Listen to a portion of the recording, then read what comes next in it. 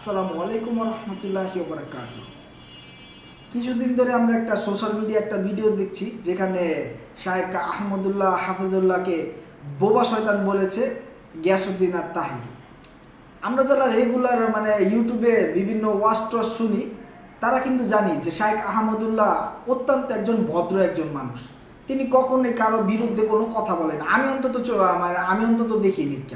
উনি খুব সুন্দরভাবে এবং সমতা রেখে সব ব্যাপারে কথা বলেন এবং কোনো দলমত যেরকম অনেক দল থাকে না, যেমন চরমোনাই, তাবলিগ জামাত, আহলে হাদিস, উনি কোনো দলকেই আক্রমণ করে কথা বলেন না এবং কোরআন হাদিস দিয়ে কোরআন হাদিসের দলিল দিয়ে কথা বলতেই উনি স্বাচ্ছন্দ্য বোধ করেন। কিন্তু আমরা বুঝলাম না কি জন্য জানি প্রায় কয়েক মাস ধরে কিন্তু শায়েখ আহমদুল্লাহর পিছনে লেগেছে গিয়াসউদ্দিন তাহিরি।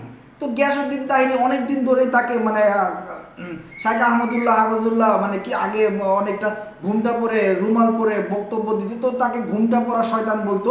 এখন কিন্তু নাম ধরেই কিন্তু শায়েখ আহমদুল্লাহ বোবা শয়তান বলে অভিহিত করেছেন।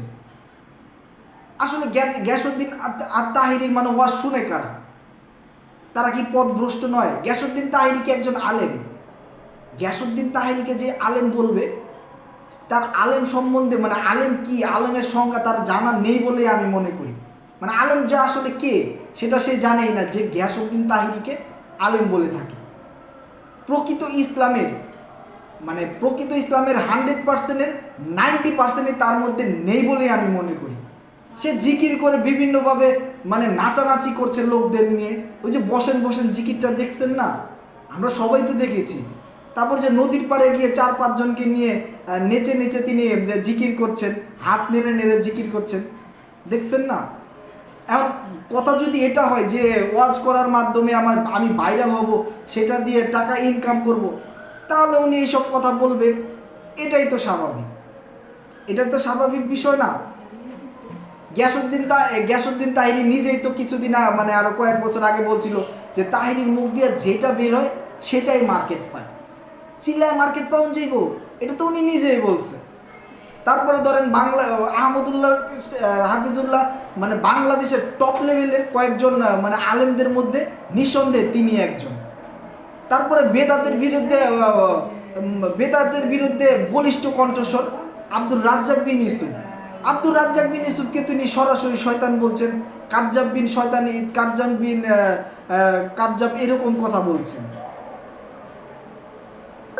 এটা আসলে তার কি বলবো, আসলে ব্যবহারের বংশের পরিচয়। আসলে হয়তো বা এটা সোশ্যাল মিডিয়াতে তো কথা বলছি, আর অনেক কিছুই সরাসরি বলা যায় না, না হলে হয়তো অন্যরকম ভাষা ইউজ করে হয়তো আমি বলতে পারতাম। আল্লাহ অবশ্যই গিয়াসউদ্দিন আর তাহিরিকে সঠিক বুঝ দান করুক। আর তাকে বোবা শয়তান বলার কারণে শায়েখ আহমদুল্লাহকে বোবা শয়তান বলার কারণে আমি মনে করি তার কাছে অবশ্যই গিয়াসউদ্দিন আর তাহিরিকে ক্ষমা চাওয়া উচিত। এটা তিনি কখনোই করবেন না আমি জানি।